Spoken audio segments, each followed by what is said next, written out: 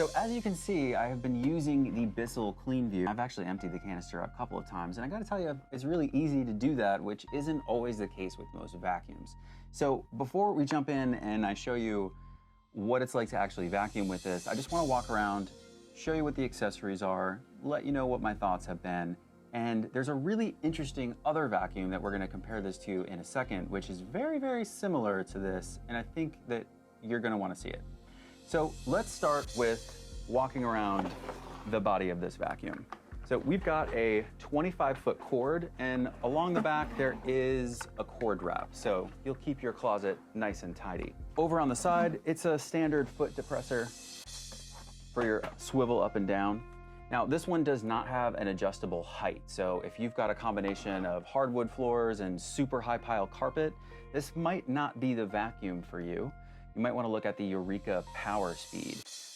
But if you don't have any super shag 70s carpet in your house, I think pretty much everything down from a high pile to a hardwood floor is okay. It'll get the job done. I think it's best for somebody with a smaller home or small apartment. It definitely has a lot more power than most stick vacuums, including my Dyson stick vacuum. This vacuum picked up, actually what you're looking at here is what the Dyson left behind on the carpet in my living room. That's a lot of stuff that a Dyson didn't pick up. So I hope you appreciate that information. The vacuum comes with a couple different accessories. So we've got a brush handle that goes onto your hose.